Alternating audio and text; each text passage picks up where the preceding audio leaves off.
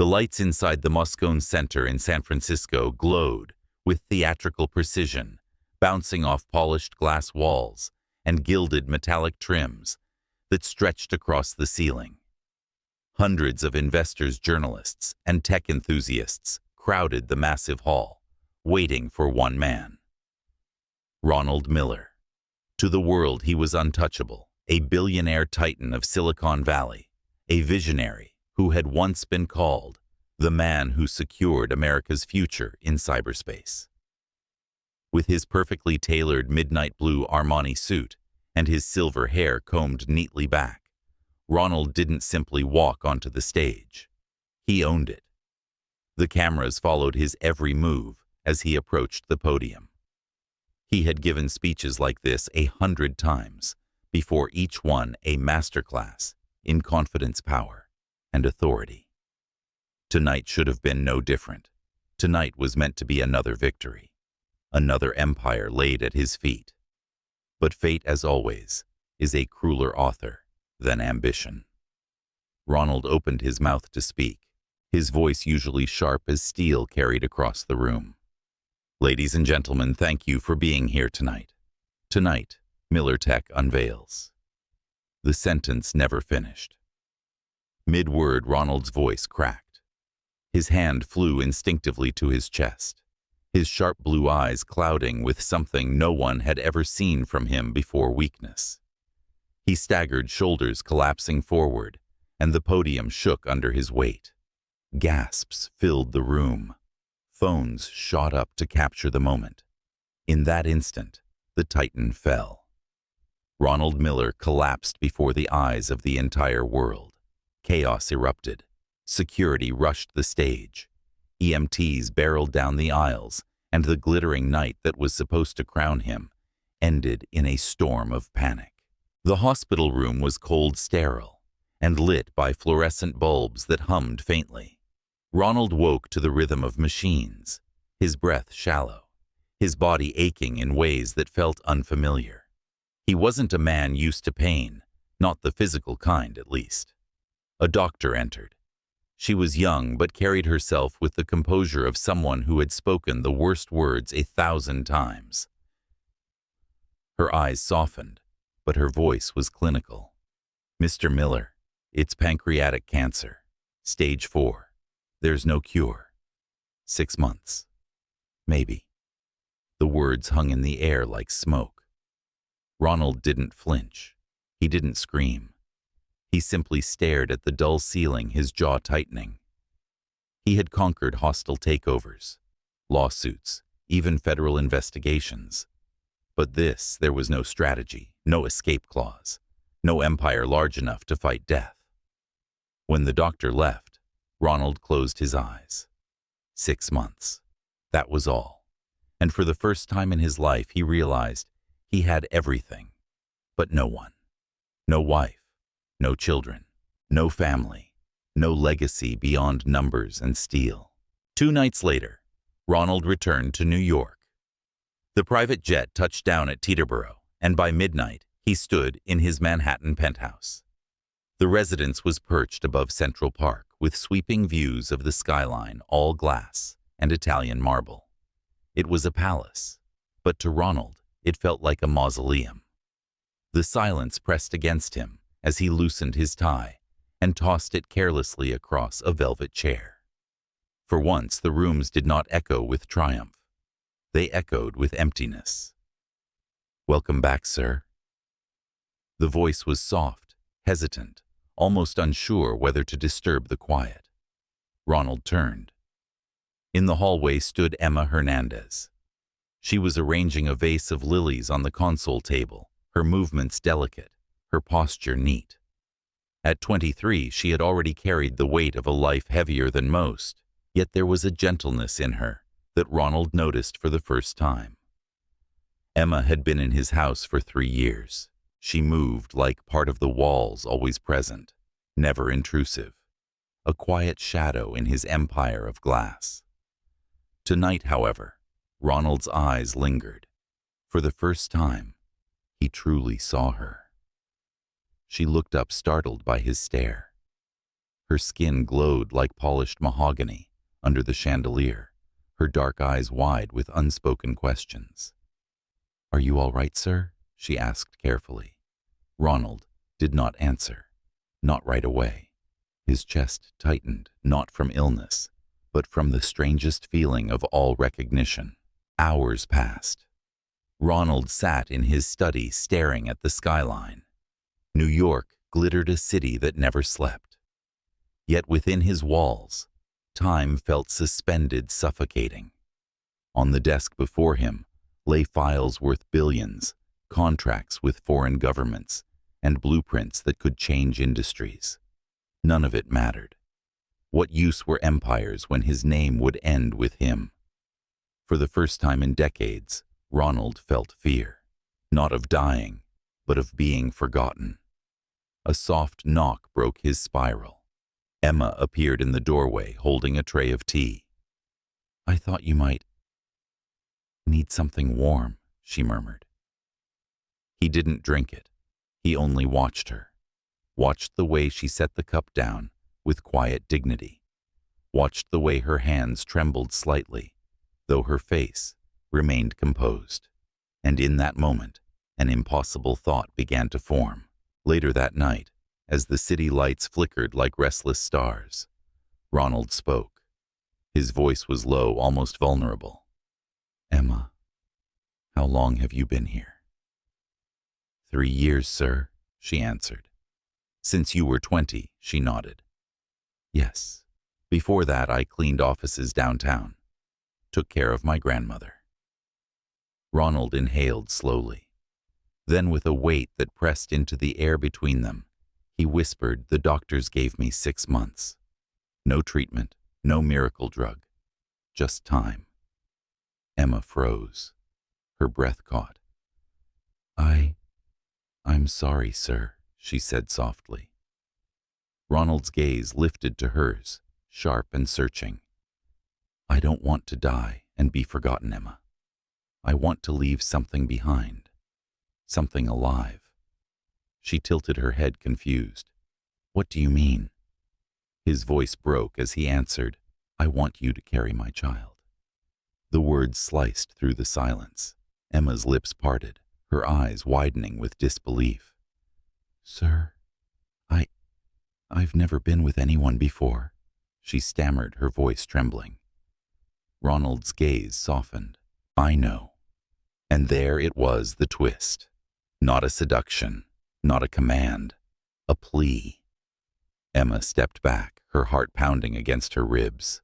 "I always thought when I gave myself it would be for love." Ronald's expression was raw, stripped of all armor. "I'm not asking for love. I'm asking for trust, for one chance to leave a piece of me in this world." The room was heavy with silence.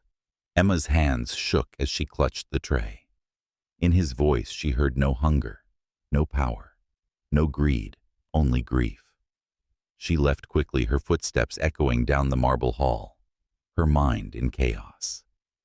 But as she sat on her small bed upstairs, clutching a pillow to her chest, the question refused to leave her. Could the final kindness she ever gave be the one thing he needed most?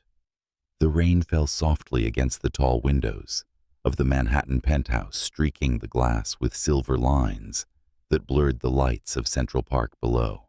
Emma sat on the edge of her narrow bed in the servants' quarters, her knees pulled to her chest, a pillow clutched tightly against her. The echoes of Ronald's voice haunted her. 6 months. Just 6 months. And his request, his impossible, unimaginable request, refused to loosen its grip on her thoughts. Her heart had pounded so wildly when she fled his study that she feared it might burst. Every step up the marble staircase had felt like running away from a storm that refused to let her escape. Now, hours later, the storm was still inside her, roaring, silently pulling her in directions she could not name. She wanted to be angry at him, to call his words selfish, cruel. But there had been no cruelty in his eyes, no arrogance, only fear, only loneliness. Emma had grown up knowing what it meant to be invisible. Raised by her grandmother in a two-bedroom apartment in Harlem after her mother disappeared and her father was taken by prison walls, she had lived a life of survival. She cleaned offices at 16, worked night shifts at diners, and watched friends her age vanish into cycles of addiction or poverty. Her grandmother had been her anchor, teaching her dignity, strength, and faith. When cancer took the old woman too, Emma had nearly drowned in grief until a placement agency offered her the position at Ronald Miller's penthouse. It paid more than she had ever dreamed.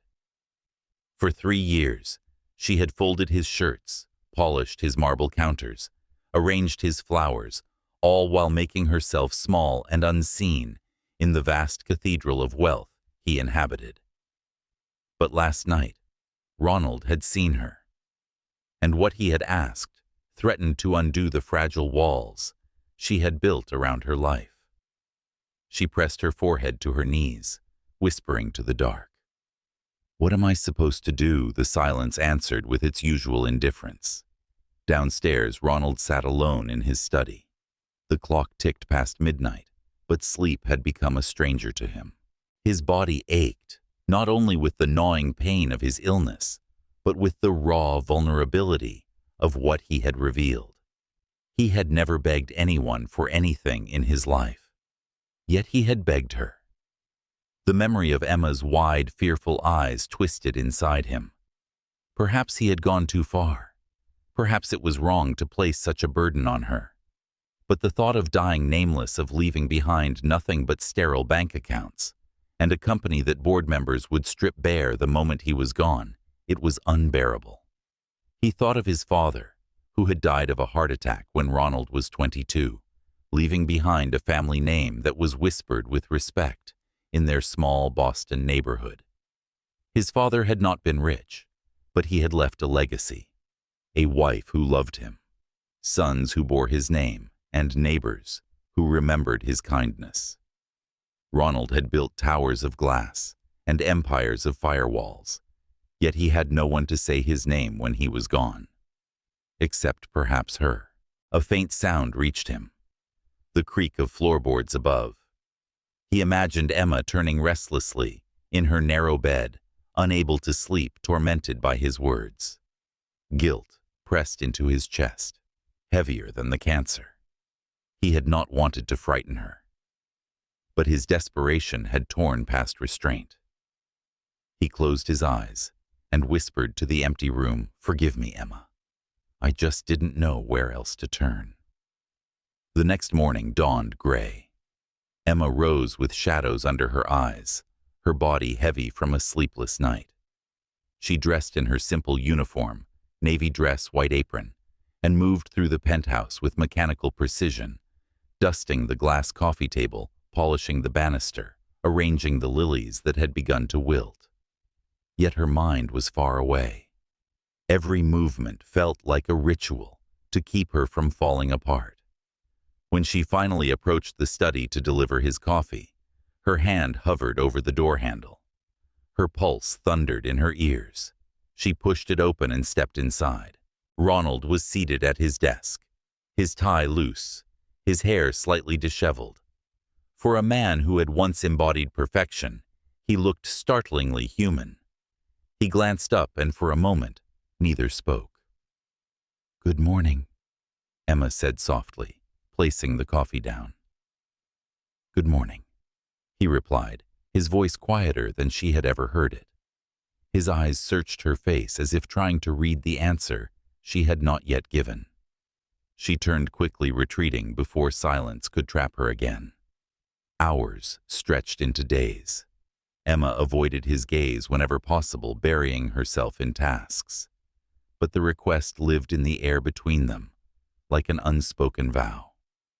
Sometimes she caught him watching her from across a room, his expression unreadable, but his eyes carrying a weight that made her chest ache. On the third evening, she found herself in the garden behind the penthouse. Few people knew it existed, tucked away behind tall hedges and stone walls, a sanctuary of roses and hydrangeas, where the noise of the city could not intrude. She sat on the stone bench, her fingers tracing patterns in the dew-damp petals, her thoughts circling endlessly. The sound of footsteps startled her. Ronald stood a few feet away, his hand resting against the frame of the glass door. He did not step closer, as though aware of the invisible line between them. His voice was rough, hesitant. "I know what I asked of you was impossible," he said. "You don't owe me anything, Emma. Not your body, not your future. I didn't want to leave this world without someone to carry me forward. That was selfish of me." Emma looked at him, then really looked. The man before her was not the billionaire who commanded boardrooms, but a man stripped bare by mortality. She should have hated him for asking. But instead, what she felt was pity and something else. Something dangerously close to compassion. "You didn't sound selfish," she whispered. "You sounded lost." The words hung between them, fragile, trembling. Ronald's shoulders sagged, the tension leaving him in a rush. For the first time, he allowed himself to show the grief that had been clawing at him. His voice cracked when he spoke again. "I am lost, Emma, and I'm running out of time." Her chest tightened. She wanted to reach for him to touch his hand, but she kept her distance. She was terrified of what closeness might mean. That night, as she lay in bed, she thought not of his request, but of his eyes, blue, weary, yet so desperately human. She remembered her grandmother's words, "Sometimes kindness is the only thing we leave behind." Emma wondered if this was the kindness she was meant to give. Days slipped by. The penthouse grew quieter. The staff dismissed early, as if Ronald wanted to strip the world down to silence. Emma found herself bringing him tea without being asked, adjusting his blanket when he fell asleep in his chair, lingering near the doorway, as though her presence could anchor him to life. He began asking her questions he had never cared to before. "What music do you listen to? Do you have a favorite book? What did you dream of when you were a girl?" The questions startled her. She answered shyly sometimes, reluctantly. But with each exchange, she felt the distance between them narrowing. He listened with an intensity that unnerved her, as if her words were treasures he had never known existed. One evening, she entered the study to find him sketching clumsy notes in a leather-bound journal. She tilted her head curiously. "What are you writing?" she asked. He looked up, his lips curving into the faintest smile. "Letters. For a child I may never meet." Her breath caught. The gravity of his wish pressed against her chest. She left the room quickly, but tears blurred her vision as she walked down the hall. By the end of the week, Emma could no longer escape the truth clawing at her. His request was not born of lust, but of fear. He wanted not her body, but her mercy. And perhaps buried beneath her reluctance was a truth she feared to name. She wanted to give it. Not for him, but because she could not bear the thought of him leaving the world entirely alone. On Sunday evening, after clearing the dinner dishes, she stood in front of his study door. Her hands trembled as she turned the knob. Ronald looked up from his chair, startled by her sudden entrance. She did not smile, did not falter. Her voice was quiet, but steady. "I will do it," she said. He rose slowly, disbelief flashing across his face. "Are you sure?" She nodded, her throat tight. Not for money, not out of pity, but because maybe I understand what it means to leave this world without something that lasts. Silence engulfed them. He stepped closer, but cautiously, as though afraid she might vanish. His hand trembled when he reached out to brush a strand of hair from her cheek. Her breath hitched, but she did not step back. The city outside roared on, indifferent to the fragile storm unfolding within those walls. Yet for Ronald and Emma, the moment was monumental, an impossible choice, an unspoken vow, a line crossed between duty and desire. between fear and courage. And though neither could predict where the choice would lead, both understood that nothing would ever be the same. The night carried a strange stillness, as if the city itself had paused to listen. Beyond the penthouse windows, Manhattan pulsed with its usual symphony of horns and neon, but inside, the silence was almost unbearable. Emma stood in her room, pacing slowly from wall to wall, her hands twisting the edge of her apron until the fabric felt as frayed as her nerves. She had spoken the words, "I will do it," but speaking them and living them were two entirely different things. The thought weighed on her chest like an anchor. She had never imagined herself in this place, torn between her own innocence and the aching plea of a man facing the end of his time. Her grandmother's voice echoed in her memory, a whisper from years ago. Life will ask you for sacrifices you never thought possible. Sometimes kindness means giving what costs you most. But had her grandmother ever meant something like this?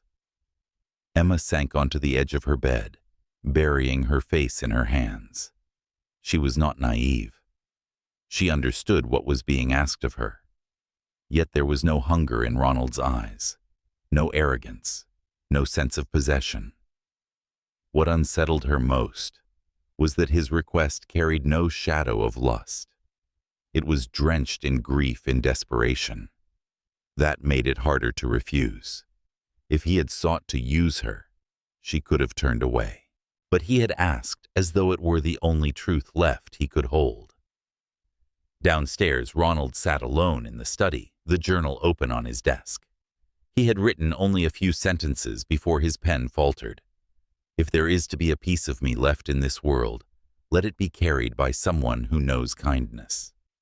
He stared at the words until they blurred, until the ink bled into his vision. The weight of her answer pressed against him with equal parts relief and guilt. He had no right to her, and yet she had agreed. A part of him wanted to tell her to forget it, that it was wrong that he had asked too much. But the other part, the part that heard death ticking closer with every hour, could not let go of hope. When Emma finally gathered the courage to step into his study, her pulse thrummed violently in her ears. He looked up at her, his eyes shadowed, but alive, with something fragile. She closed the door quietly behind her. "I don't know how to do this," she confessed, her voice trembling. "I don't even know if I can." Ronald's expression softened. He rose slowly, the stiffness of his body betraying the illness clawing at him. "Neither do I," he admitted. "But maybe we don't need to know. Maybe we just take one step, then another." For a long moment, neither moved. They simply stood in the quiet, the air between them charged with unspoken fear. Then, with the gentlest motion, Ronald reached out his hand. Emma hesitated, but finally placed hers in his. His grip was steady despite the tremor in his fingers, and in that single touch, something shifted. The request was no longer a transaction. It became an act of trust. He led her slowly into his bedroom, the vast space dimly lit by the glow of the city beyond the windows. Emma's breath caught at the intimacy of the moment, the gravity of what was about to happen. She wrapped her arms around herself, trying to still the trembling in her body. Ronald paused, watching her carefully. "You can stop at any time," he said softly. "If you change your mind, if this feels wrong, say the word, and I won't ask again." His words, gentle and reverent, brought unexpected tears to her eyes. She nodded, unable to speak. Her heart raced as he stepped closer, brushing a loose strand of hair from her cheek. His touch was light, hesitant, as though afraid she might vanish. When he kissed her, it wasn't urgent or commanding. It was quiet, almost reverent, the way a man might kiss a prayer he wasn't sure would be answered. Emma's body stiffened, at first her inexperience making every sensation foreign. But as his hand lingered against her cheek, steady and warm, the fear began to ease. She whispered his name once, a fragile sound that nearly broke him. "Ronald." He pulled back just enough to meet her eyes. "I've got you," he murmured. "I swear I won't take more than you give." Her breath came unevenly, her chest rising and falling as if caught between terror and something dangerously close to longing. Then, with trembling resolve, she untied the apron at her waist and let it slip to the floor. Ronald's gaze held hers, never dropping to her body, never taking more than she offered. They moved with care, with hesitation, with the unsteady rhythm of two people who had not planned for this moment, yet found themselves bound to it. Emma gasped, once her hand clutching his arm, and he stilled immediately. "Only if you want me to," he whispered. Her eyes shimmering with unshed tears, closed briefly before she nodded. The night unfolded like a fragile secret.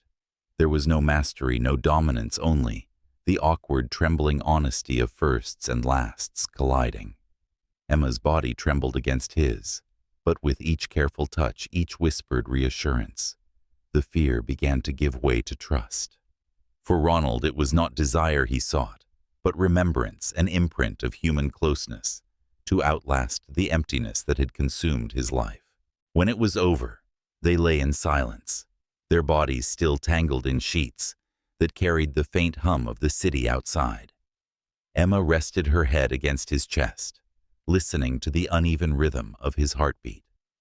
Ronald's arm encircled her gently, his hand stroking her hair, as though memorizing the texture. "Thank you," he said finally, his voice breaking on the words. She did not answer, but the quiet rise and fall of her breath was enough. In the days that followed, something shifted between them. The air in the penthouse, once heavy with unspoken grief, began to carry traces of something softer. Emma brought him tea without being asked, and he asked about her favorite songs, her childhood memories, the colors she loved most. They laughed once, an honest laugh, when Ronald tried to cook breakfast and nearly set fire to the pan. It wasn't love, not yet, perhaps not ever, but it was something real, something fragile yet alive. For Emma, the change unsettled her. She found herself glancing toward his study more often, listening for his footsteps, noticing the way his voice softened when he spoke only to her. She reminded herself that he was dying, that this was temporary, that her heart must not mistake kindness for permanence. Yet late at night, lying in her narrow bed, she pressed a hand to her chest and wondered if she had already surrendered more of herself than she intended. For Ronald, the days became both a reprieve and a torment. Every laugh, every shared glance was a gift he knew was borrowed. His body weakened with each passing week, the illness tightening its grip. Yet in Emma's presence, he felt almost whole. He began to imagine what it would mean if she carried his child, if his name could live on in someone small, someone innocent, someone born not of empire, but of a single night of trust. One evening, as winter crept over the city and snow began to fall in soft sheets against the glass, Ronald collapsed again. It was in the hallway, just steps from Emma's room. She screamed for help, her voice breaking, and within minutes, he was rushed to New York Presbyterian Hospital. The doctors spoke of complications of symptoms expected at this stage. Emma never left his side. She held his hand through the night, whispered stories to him, pressed her forehead to his temple, and begged silently for one more day. Back in her room after his release, Emma sat staring at the calendar. Her breath quickened as she did the math again. 2 weeks late, nausea in the mornings, scents that suddenly turned her stomach. She ran through the rain to the nearest pharmacy, clutching the paper bag to her chest. Alone in the bathroom, she waited trembling until the result appeared. 2 lines. Her knees buckled, and she sank to the cold tile floor, pressing her hand to her stomach. You're here, she whispered through tears. You're real. You're his. In that moment, everything shifted. She hadn't simply given something to a dying man. She had received something in return. Life hope, a piece of him that would outlast both grief and time. When she returned to Ronald's bedside that evening, her heart pounded with the weight of the secret she now carried. He smiled faintly at her arrival, the shadows lifting from his face. She sat beside him, holding his fragile hand, and for the first time, she did not feel like his maid. She felt like the keeper of his legacy. And though fear lingered like a ghost at the edge of her thoughts, a new truth burned brighter. Whatever storms lay ahead, she was no longer walking them alone. Snow had begun to gather along the edges of Central Park, dusting the branches in silver as December settled heavily over Manhattan. From the penthouse windows, the world outside looked fragile and distant, a city wrapped in glittering lights that seemed to celebrate life, even as Ronald felt his own slipping away. His body had grown weaker since the night of his collapse in the hallway. Each morning he woke with a heaviness that clung to his chest. Each evening he felt his strength ebb further, like sand running out of an hourglass. Emma moved quietly through the house, but her silence carried a new weight. She pressed her palm against her abdomen when no one was watching, whispered to herself in the mirror, and woke in the night to a flutter of nausea that left her trembling. She had not yet told him, though the truth burned at the edges of every moment they shared. Perhaps it was fear that kept her quiet, or perhaps it was something more fragile, an unwillingness to give him hope when she could not yet bear to see it crushed. Ronald sensed something had changed. He watched her more closely now, noting the pallor of her cheeks in the morning, the way her hands lingered protectively near her stomach. He didn't press her.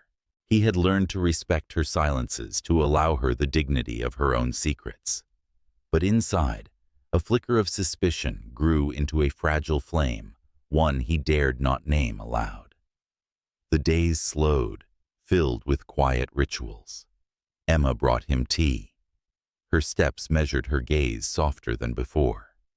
He asked her to read aloud from the worn books he had neglected for years, her voice filling the sterile air with warmth. At times, he reached for her hand without thinking, and she allowed it, their fingers lacing together as though they had always belonged that way. One evening, as the wind howled against the windows, Emma entered his room to find him sitting upright in bed, a stack of documents on his lap. His face was pale, his lips tinged with fatigue, but his eyes carried determination. "I need to do this now," he said, his voice low but steady. She set the tray of soup on the nightstand and frowned. "Do what?" He gestured toward the papers. "My will, my legacy, whatever is left of me." Emma's throat tightened. She sank into the chair beside him, folding her hands in her lap. "You don't have to think about that tonight. You should rest." "I can't rest," he said, his tone sharp, though softened quickly by regret. "I don't have time to rest. Every day I wait, I risk leaving you with nothing but confusion and pain. I need to know that when I'm gone, something remains in order." Her eyes burned, but she nodded. She knew better than to argue when the fire of determination lit inside him. He picked up a pen with trembling fingers, pausing as though each word required a piece of his strength. Emma watched in silence, the sound of pens scratching against paper filling the room. His breathing grew heavier, but he pressed on, signing page after page. Finally, he slid a sealed envelope toward her. "This is for you," he said softly. "It names you as guardian, and if there is a child as heir. It isn't much compared to what others will fight for, but it's what I can protect." Emma's heart stilled. He had spoken the word she had hidden in her chest child. Her lips parted, but no sound came. He looked at her, then searching her face with piercing clarity. "There isn't there?" Her vision blurred as tears welled. She pressed a hand over her mouth, but her silence betrayed her. His eyes softened, a rare, almost luminous joy flickering across his face, despite the pallor of his skin. He exhaled a trembling breath, as though relief itself had given him strength. "Emma," he whispered, "you're carrying me forward." She nodded through tears, unable to stop them. "I didn't know how to tell you. I was afraid you wouldn't believe or that it would hurt you more." He reached out his hand, trembling until she clasped it in both of hers. "No, Emma. You've given me more than I ever deserved, more than I could have imagined.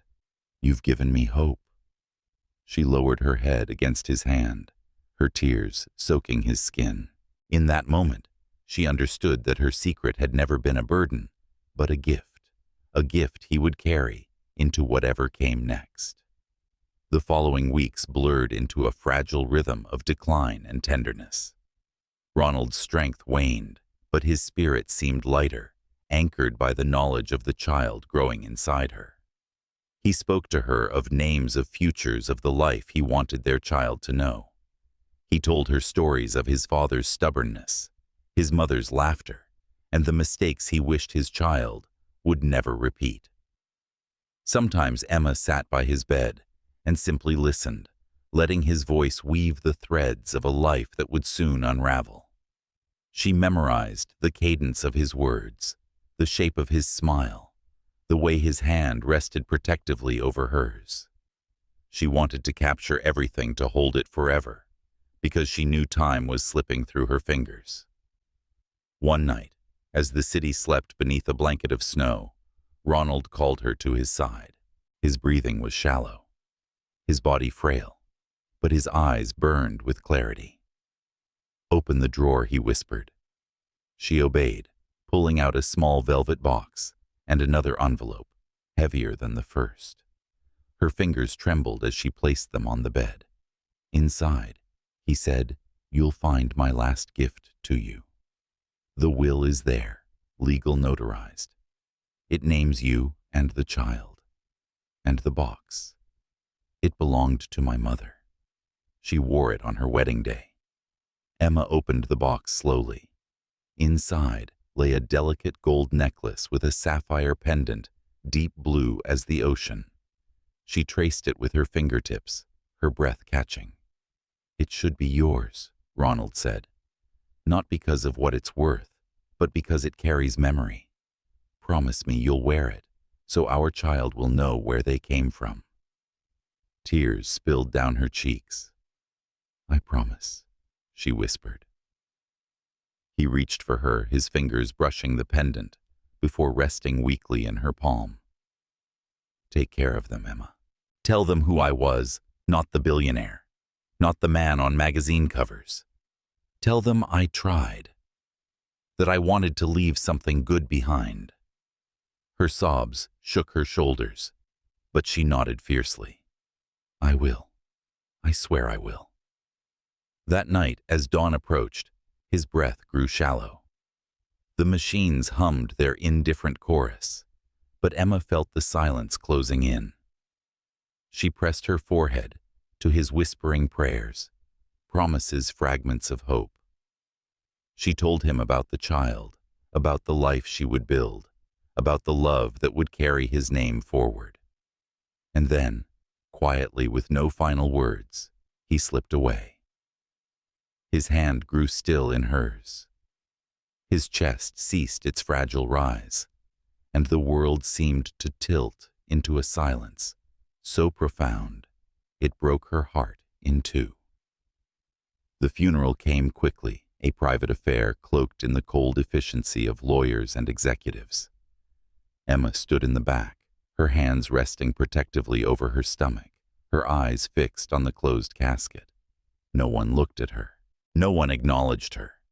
To them, she was invisible, a servant, a rumor best ignored. But inside her, she carried a truth none of them could erase. After the burial, She returned to the penthouse, now stripped of life. The staff had been dismissed. The board had already claimed Ronald's office, and his personal belongings were packed into boxes without reverence. A formal notice informed her she had 2 weeks to vacate. She packed slowly, folding the shirts she had laundered countless times, breathing in the faint trace of his cologne, as though it were the last tether to him. On the 3rd day, a letter arrived, hand-delivered, sealed with a name she recognized only faintly: Richard Reed. Ronald's former partner, a man once whispered about in boardroom scandals and hostile takeovers. The letter was brief. "I would like to speak with you regarding Ronald and regarding you." Emma sat with the envelope in her lap, her fingers tightening around it. The world was already shifting beneath her feet, the future uncertain, the child within her, the only anchor she had left. She didn't know who Richard Reed truly was or what he wanted. But as she stared out at the skyline of Manhattan, glowing with the lives of millions, she knew one truth with unshakable clarity. She would not let the world erase Ronald Miller. She would not let their child be forgotten. And whatever storm awaited her, she was ready to face it. For she had made him a promise, and Emma Hernandez had never broken a promise in her life. The city seemed colder after Ronald's death, as if even Manhattan's restless heartbeat had slowed to mourn him. For Emma, the days that followed felt both endless and fleeting, a blur of faces and words she could not hold on to. She moved through the empty penthouse like a ghost, her body heavy with grief and the quiet weight of the child growing within her. The necklace he had given her rested against her skin, its sapphire glinting faintly in the pale winter light, a reminder that his voice, his hands, his hope had once been real. The letter from Richard Reed sat on her nightstand for 2 days before she found the courage to respond. She had heard of him, Ronald's former partner, the man who had once helped build Miller Tech before being forced out during a bitter restructuring. Some called him brilliant, others ruthless. All Emma knew was that he had been close to Ronald once, and that alone was enough to make her wary. When she finally met him, it was in a quiet cafe, tucked into a corner of the Upper West Side.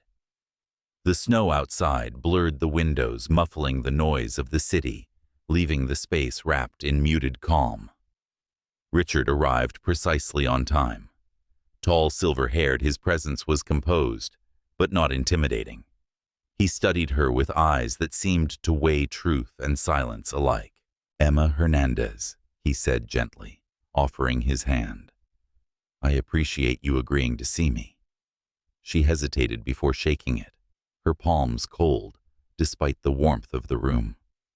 "You knew Ronald," she said softly, not a question but a tether. "I did." Richard answered, his voice steady but laced with something that might have been regret. "Better than most, worse than I should have. And in the last months, he spoke of you often." Emma's breath caught, though she tried to mask it. "Of me," Richard nodded. "Not as a servant, not as someone beneath his notice. He said you were the only person left in his life who was real."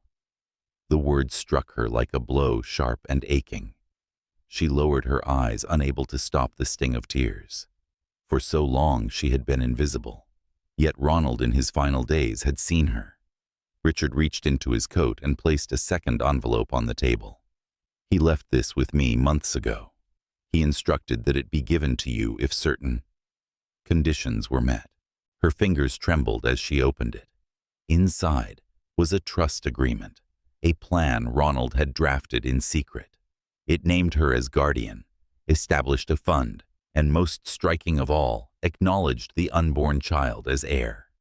Emma's eyes blurred as she read, overwhelmed, not by the numbers, but by the foresight. Ronald had known. Somehow he had always known. Before she could speak, Richard continued. But there's a problem. The board, his extended family, they are already challenging the will. They argue that you have no standing, that the child not yet born is not legitimate. They are preparing to erase everything he put in place. Emma's throat tightened. Erase him. Erase us. Yes, Richard said quietly, unless we fight back, which is why I'm here. I don't believe you should face this alone. Ronald trusted me once. I intend to honor that trust if you'll let me. For a long moment, she could only stare at him. Trust had become a fragile currency in her life, one she was reluctant to spend. Yet there was something in his gaze that was steady, almost protective. Against her better judgment, she nodded. The weeks that followed became a whirlwind of court summons, legal filings, and tense meetings with attorneys. Emma found herself sitting in boardrooms and law offices, where polished men in dark suits spoke in languages she barely understood: custodianship, probate, paternity, inheritance law. Each term carried the sharp edge of dismissal, as if she were nothing but an inconvenience. But she listened, she learned, and she held her head high. Richard was always there, calm, deliberate, explaining things in words she could grasp. He brought her documents to sign, evidence to review, and sometimes simply a loaf of bread from a bakery or a cup of chamomile tea when the weight became too much. It startled her, the quiet constancy of his presence. He never pushed, never demanded, only stood beside her, as though her battles were his own. The first hearing came in early spring. Emma dressed with care that morning, pulling on a simple navy dress that covered her modestly. She tied her hair back, her face bare of makeup. She wanted no illusions, no disguises, only truth.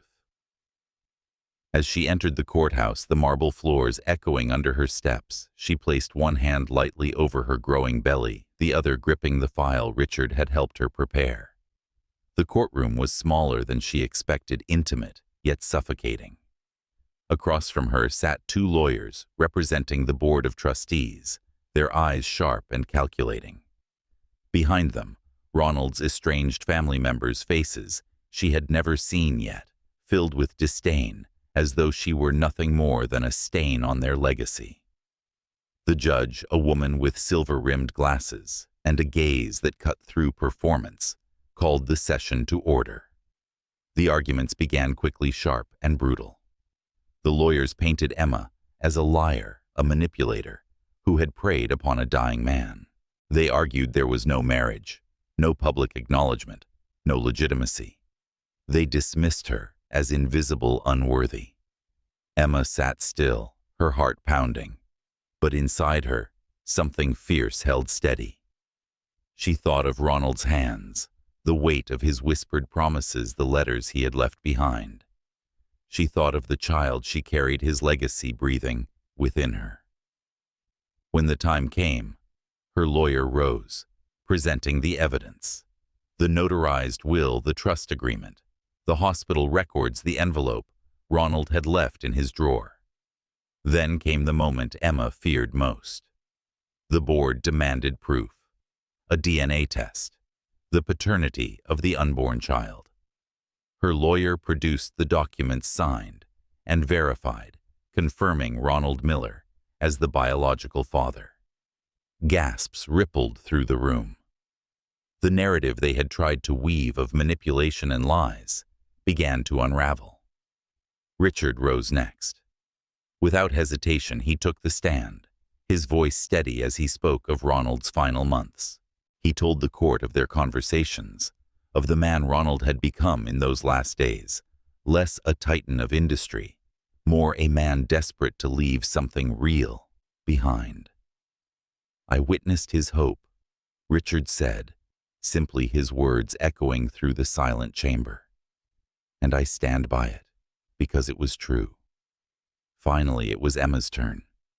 She rose slowly, her steps steady, her heart lodged in her throat. She looked at the judge, then at the sea of cold faces before her. Her voice trembled at first, but grew stronger as she spoke. "I did not come here to claim fortune," she said. "I came here because my child deserves to know where they came from, to carry their father's name with pride, not secrecy." Ronald Miller was not just a billionaire. He was a man stripped of everything who asked me to carry forward a piece of him when he had nothing else to give. I said yes, not because it was easy, but because I believed in what that piece of him could mean. She paused, her hand pressing protectively against her stomach. "If I must raise this child alone, I will. But I will not let the world erase him, or his father." The judge listened, her expression unreadable. Minutes stretched into eternity, as papers shuffled, laws, cited arguments weighed. Finally, her voice rang clear. "This court recognizes the child carried by Emma Hernandez as the biological and legal heir of Ronald Miller. The trust is to be reinstated as per Mr. Miller's verified intent." Emma's knees nearly buckled, relief flooding her like water after drought. Across the room, the board's faces tightened in fury, but she no longer cared. She had done it. She had protected her child's future. Outside reporters swarmed like bees, cameras, flashing microphones thrust toward her. But Richard's hand was steady at her back, shielding her as he whispered, "No statements today." She nodded, following him into the waiting car, her heart pounding, not from fear, but from the undeniable truth. For the first time since Ronald's death, she allowed herself to breathe. She had kept her promise.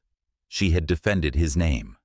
And though grief still lingered, mingling with exhaustion and the uncertainty of what lay ahead, a fragile spark of something new flickered in her chest. It wasn't happiness, not yet, but it was hope. Hope that the story of Ronald Miller would not end in silence. Hope that her child would grow up not in shame, but in truth. And though she barely dared to admit it, hope that perhaps she was no longer as alone as she once believed. Spring arrived slowly in New York, the snow receding from sidewalks to reveal damp earth and the faint promise of green. For Emma, the change in season did not bring the lightness she once associated with April. Her life, though victorious in the courtroom, had become something entirely unfamiliar. No longer invisible, she now found herself under scrutiny. Strangers whispering in grocery aisles. Neighbors staring a little too long, the occasional headline speculating about the maid who carried a billionaire's heir. Yet beneath the noise, her world remained quiet, centered on the fragile rhythm of her body and the child who grew inside her. The penthouse was no longer hers. She had packed what little she owned into boxes and left behind the rooms that had once felt more like a mausoleum than a home. The board had stripped Ronald's presence from those glass walls within days, clearing out furniture, replacing the scent of him with the sterility of corporate transition. She moved into a modest apartment near the Hudson River, a place with creaky wooden floors, and a view of the water that reminded her of simplicity. It was not grand, but it was hers. For the first time in years, she opened windows without fear of alarms, walked barefoot on old rugs, and breathed air that belonged only to her. Richard Reed visited often. At first, his presence unsettled her. He was a man carved from the corporate world, polished and steady, carrying with him a gravity that seemed at odds with her fragile existence. But he did not come to intrude. He came with groceries, with papers that needed her attention, with updates on the legal proceedings that still loomed around Ronald's estate. Sometimes he came with nothing at all, simply sitting across from her small kitchen table with a cup of tea, speaking little, listening more. One afternoon, as she struggled to assemble a crib she had bought second-hand, Richard appeared at her door carrying a toolbox. She had insisted she could do it herself, but he knelt on the floor with quiet determination, tightening bolts and smoothing wood until the structure stood firm. Emma watched from the doorway, her arms crossed, both grateful and unsettled. "You don't have to keep doing this," she said softly. He glanced up, his expression calm. "Doing what?" "Taking care of me." Richard tightened one last screw before meeting her gaze. "Emma, I'm not here because I think you need saving. I'm here because Ronald asked me to look after what mattered most to him. And because—" He hesitated, his voice softening. "Because I want to." Her breath caught, though she quickly turned away, unwilling to let him see the heat rise in her cheeks.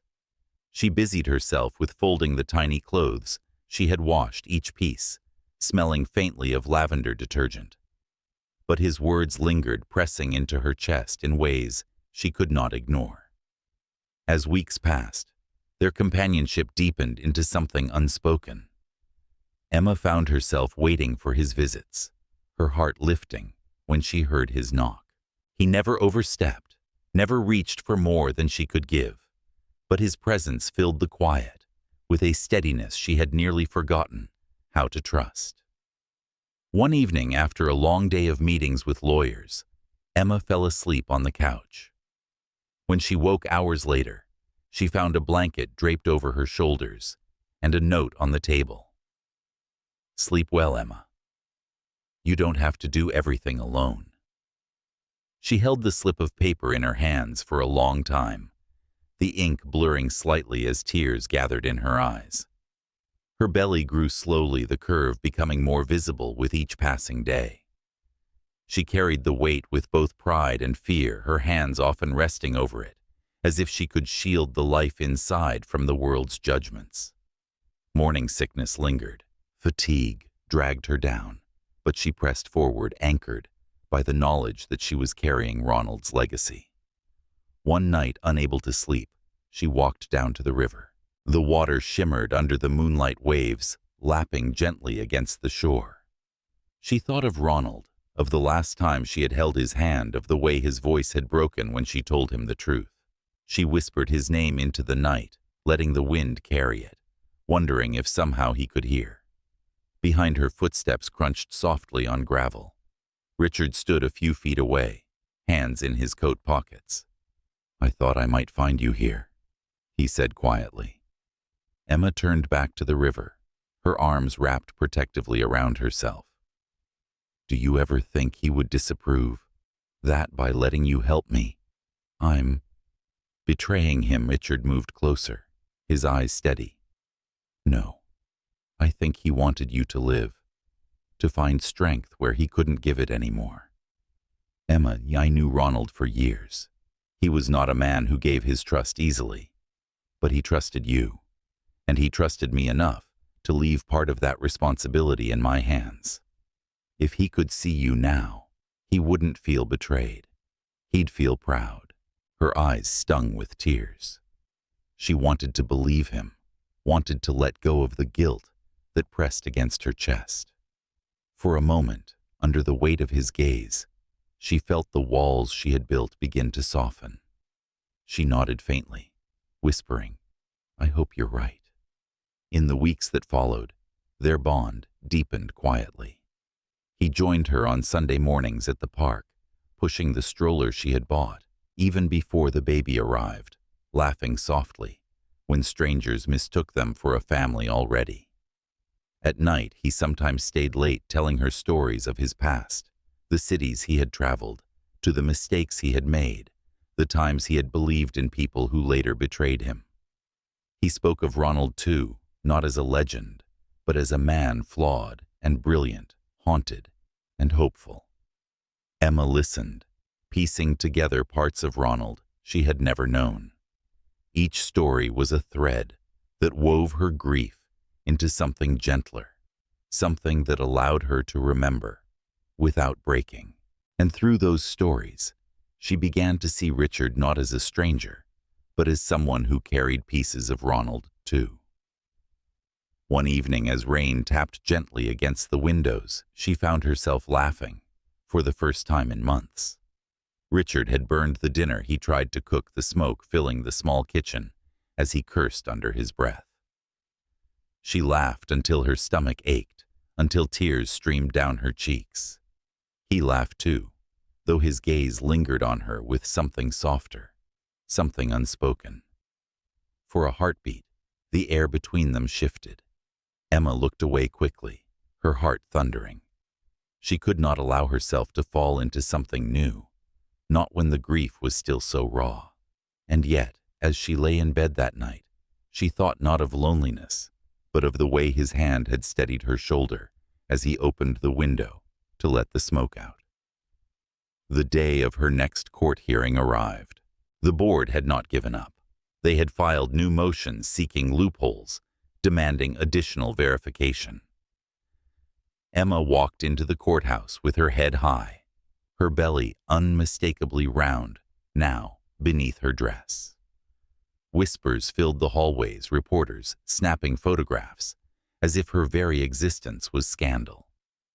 But Richard walked beside her, his presence calm, his expression unreadable. Inside the courtroom, the atmosphere was tense. The board's lawyers argued relentlessly, their voices sharp, their evidence cold. But Emma sat still, her hands folded in her lap, her gaze steady. When her lawyer presented the updated records, the verified documents, the arguments began to crumble. At one point, the opposing counsel sneered. She was his maid, nothing more.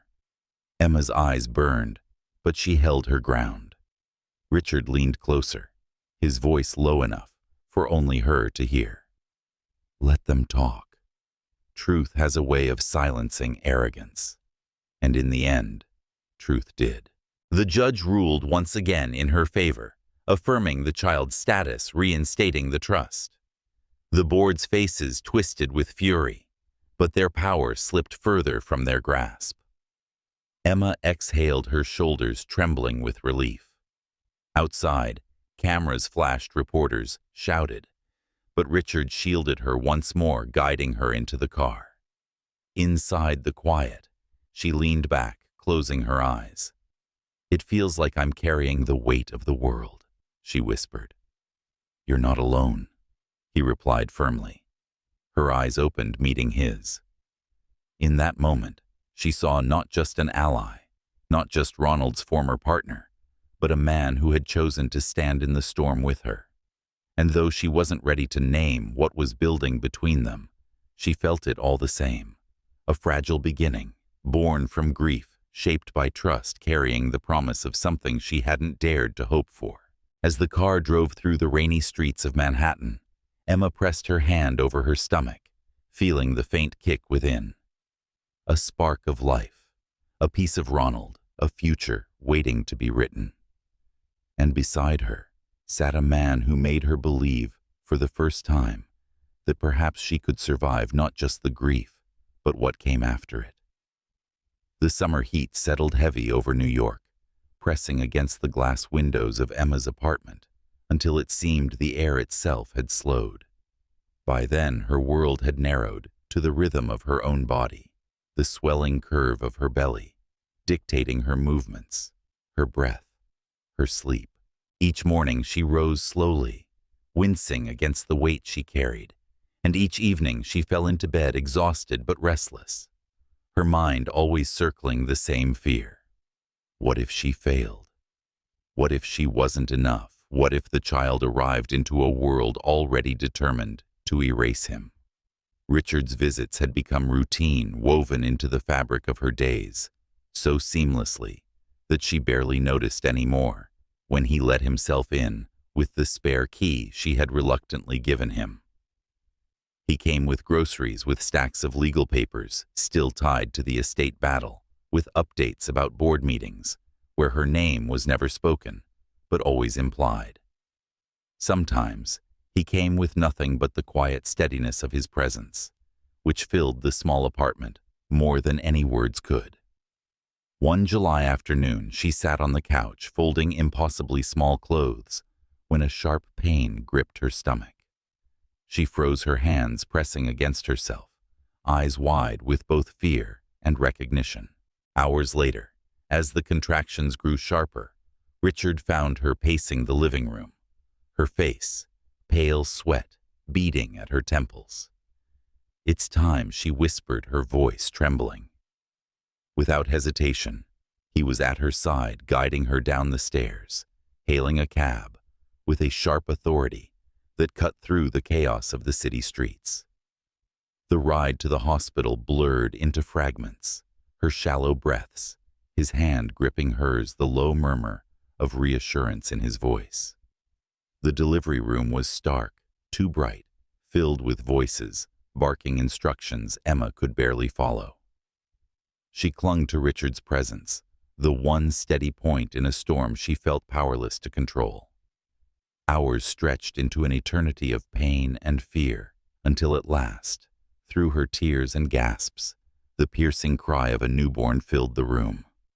Emma collapsed back against the bed, her body trembling, her chest heaving, but her eyes were already searching. A nurse placed the baby against her chest, a small, wrinkled, perfect boy, with a shock of dark hair and a furrowed brow that made her laugh through her tears. "You're here," she whispered, pressing her lips to his forehead. "You're safe. You're loved." Richard stood at her side, motionless, his eyes fixed on the child, as if the entire world had narrowed to that one fragile life. Emma looked up at him, her heart aching with a mixture of grief and gratitude. "Meet Ethan James," she said softly, the name slipping from her lips like a prayer. His breath caught. He reached out, hesitating before touching the child's tiny hand with reverence. "Welcome to the world, little man," he murmured, his voice breaking. The days that followed were a blur of sleepless nights, soft cries, and whispered lullabies. Emma stumbled through motherhood with equal parts awe and terror, learning the cadence of her son's needs, the way his fists clenched when he dreamed, the steady rhythm of his breathing when he finally slept against her chest. Richard became part of the rhythm too, showing up each morning with coffee, holding the baby when her arms ached, rocking him gently while she snatched a moment of rest. One evening, as the sun bled gold over the river, Emma watched from the doorway as Richard sat on the couch, Ethan cradled against his chest. He hummed softly, a tune she didn't recognize.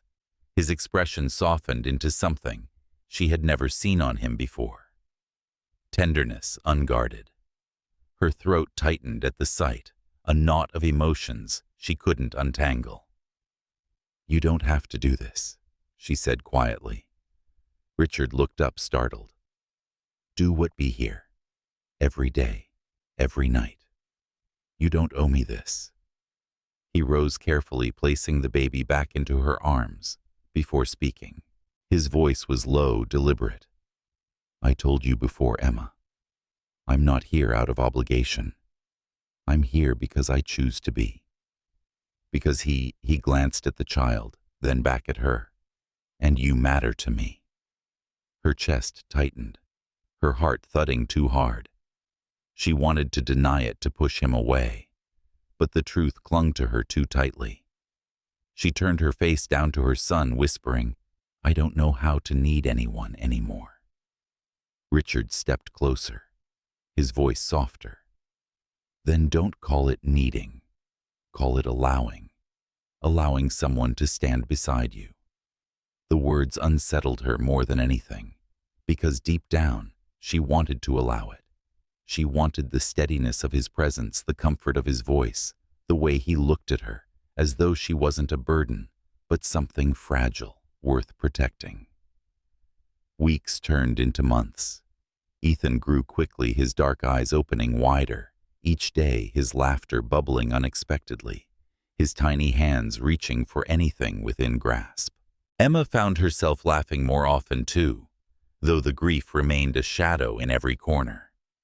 She still spoke to Ronald sometimes, whispering his name when she held the baby close, promising she would not let his legacy fade. Yet each time she looked at Richard, a new question stirred inside her. Was it possible to honor the past while reaching for something new? The answer came one late autumn night. Ethan had finally fallen asleep, the apartment hushed, except for the sound of rain tapping against the windows. Emma sat at the kitchen table, her hands wrapped around a mug of tea, gone cold. Richard was across from her, his jacket draped over the chair, his tie loosened, his face drawn with exhaustion. They had spent the day in yet another meeting with lawyers, fending off another attempt from the board to claw back control of Ronald's trust. The fight seemed endless, but tonight the weariness between them felt heavier than usual. She studied him in silence, noticing the lines around his eyes, the way his shoulders slumped when he thought no one was looking. He had carried her through storms she hadn't asked him to share, and still he stayed. "Why are you really here, Richard?" she asked finally, her voice trembling. "Not the legal battles, not the promises, you. Why?" His gaze met hers unflinching, because somewhere along the way, it stopped being about Ronald. It stopped being about duty. "Emma, He broke off, exhaling sharply, as if the words had been too long trapped inside. "I care for you, more than I ever thought I would." Her breath caught her chest, tightening painfully. She wanted to deny it, to push him away, but her body betrayed her, leaning forward, searching his eyes for truth. "Richard," she whispered, but the rest of the words vanished. The silence stretched heavy until he rose slowly, moving around the table until he stood beside her. He didn't touch her at first, only stood close enough that she could feel the heat of his presence. Then carefully, he reached for her hand. Her fingers trembled, but she didn't pull away. "You don't have to answer," he said softly.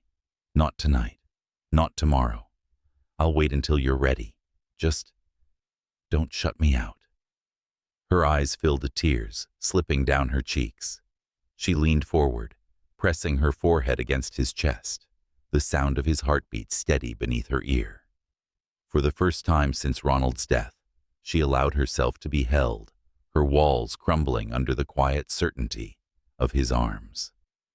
Outside, the rain continued to fall steady and relentless, but inside the small apartment, something fragile took root.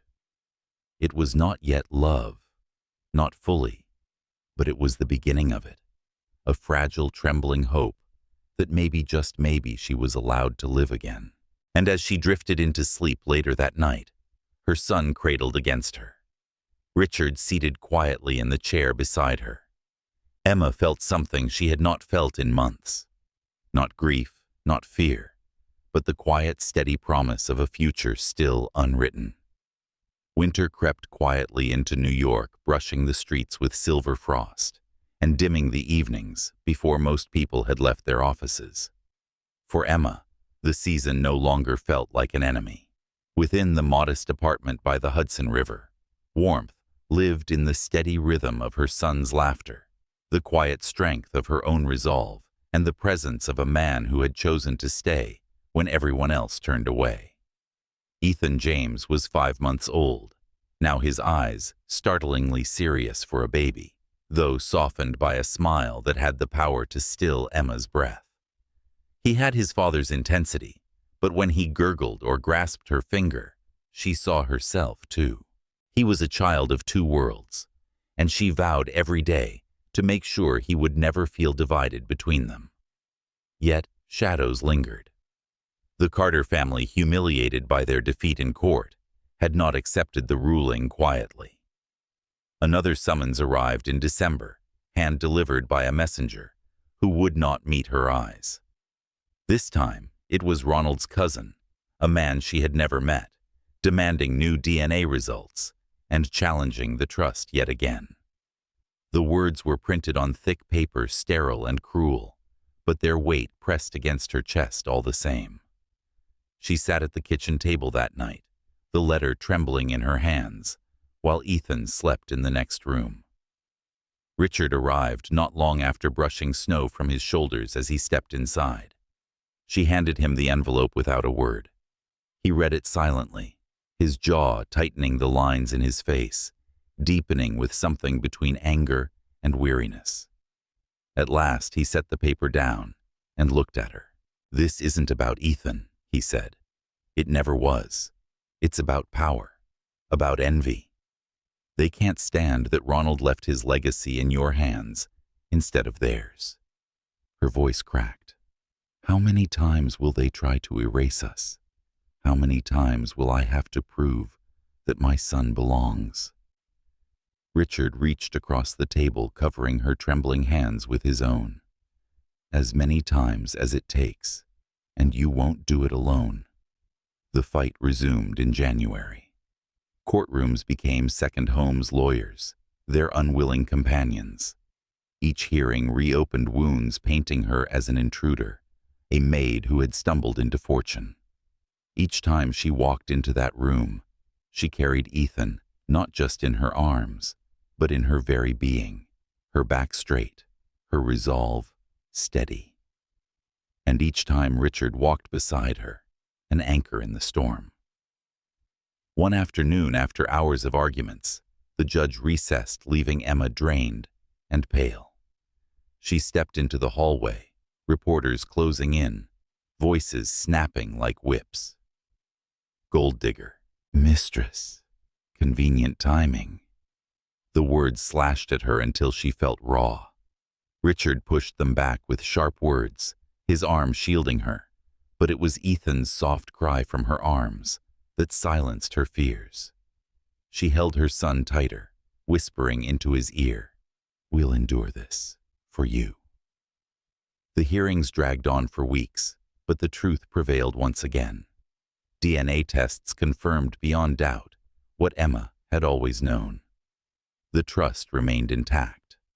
The judge dismissed the challenges with weary finality, warning the board that the matter was closed. As she left the courthouse that day, the cold air biting her cheeks, Emma felt a weight lift from her shoulders. She had stared down giants again and had not blinked. Back at the apartment, she tucked Ethan into his crib, his small chest rising and falling in steady sleep. Richard lingered in the doorway, his expression softer than she had ever seen. "You're stronger than any of them," he said quietly. She turned, exhaustion lining her features, but a small smile curving her lips. Not alone. Never alone. For a moment, the air between them stilled, charged with something neither dared name. Richard stepped closer, his hand brushing her cheek. She didn't flinch. She leaned into his touch, her breath catching as his lips met hers, in a kiss that was not urgent, but certain, a promise whispered into the quiet. She kissed him back, her tears slipping free, not of grief this time, but of release, of choosing to let life in again. The months that followed unfolded with a new rhythm. Richard became part of their days, not as a visitor, but as a presence that filled every corner. He carried Ethan on his shoulder through the park, bought sunflowers for Emma, simply because he thought she smiled at them, and sat with her in the evenings by the fire, their silences no longer heavy, but companionable. Slowly, Emma began to write again. At first, letters she never sent, then fragments of stories, and finally, a studio where she began helping other women give voice to their untold histories. Richard supported her every step, his pride in her shining through every word he spoke. But even as happiness took root, Emma carried the shadow of Ronald. She visited his grave often, sometimes with Ethan, bundled in blankets, sometimes alone. She spoke softly to the cold stone, telling him of their son's milestones.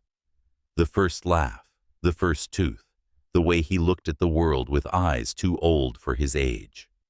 She told Ronald of Richard too, not as a betrayal, but as a truth, that love had found her again, and that perhaps he had known, even before she did, that she would not walk alone. One spring morning, a final letter arrived from the Carter Foundation, not a summons, but an acknowledgement. The family, weary of battles they could no longer win, formally recognized Ethan as heir. The words were bureaucratic, but to Emma, they were a victory carved from fire and tears. She held the letter in her hands, her chest rising with a sigh that felt like the first true breath in years. That evening, she sat on the porch of her new home, a quiet house just outside the city surrounded by magnolia trees. Ethan played in the grass, his laughter mingling with the sound of leaves rustling. Richard joined her, lowering himself onto the step beside her. "You did it," he said. She shook her head, her gaze fixed on her son. "We did it. All of us. Even Ronald. He's still here in him. In us." Richard took her hand, his grip warm and sure. "And now it's time to live, not just survive." She turned to him, then her eyes bright with unshed tears. "I love you." She whispered the words finally free. "I didn't think I'd ever say it again, but I do. I love you." His breath caught, and he pulled her into his arms, holding her, as though the world itself had finally given permission. "I've loved you for longer than you know," he murmured against her hair. That summer, beneath the magnolia tree in the yard, they married in a ceremony that was small, intimate, and full of the kind of love that did not need grandeur to be real. Emma wore a simple cream gown, her sapphire pendant resting against her collarbone, a relic of the past, now transformed into a symbol of survival and hope. Richard's vows were steady, hers soft but fierce, and when they were pronounced, husband and wife, Ethan clapped his tiny hands, his laughter rising above the cheers. Life unfolded with grace after that. Emma's writing studio flourished, giving voice to women who had once been silenced. Richard returned to business not as a man chasing profit, but as someone building legacy with purpose. Together they raised Ethan with love so consistent it became the air he breathed. Their home filled with mornings of shared coffee, afternoons in sunlit parks, evenings curled together while the fire crackled low. Years later, Emma sat on the porch as Ethan, now a boy with bright eyes and boundless energy, chased butterflies across the lawn. Richard sat beside her, their hands intertwined. She turned to him, her heart steady, her voice quiet. "Do you ever think about him? About Ronald?" Richard nodded, his gaze following their son. "I do, not with regret, with gratitude. Without him, I wouldn't have found you." Emma's eyes softened, her lips curving. "He left us more than a child. He left us the courage to build something new." The sun dipped low, painting the sky in hues of gold and crimson. Emma pulled her son into her lap, holding him close as Richard's hand rested over hers. The past no longer chained her. The future no longer frightened her. For the first time, she felt entirely free, not because life had spared her pain, but because she had learned to turn pain into something beautiful. Their story had begun with grief, but it did not end there. It had been reshaped by choice, by resilience, by love that did not demand, but stayed. And as the magnolia blossoms drifted down around them, Emma whispered softly to herself the truth she now knew with certainty. Love doesn't always arrive the way we expect it, but when it's real, when it is chosen, fought for, and cherished, it becomes eternal. And in that truth, Emma Hernandez finally found her forever.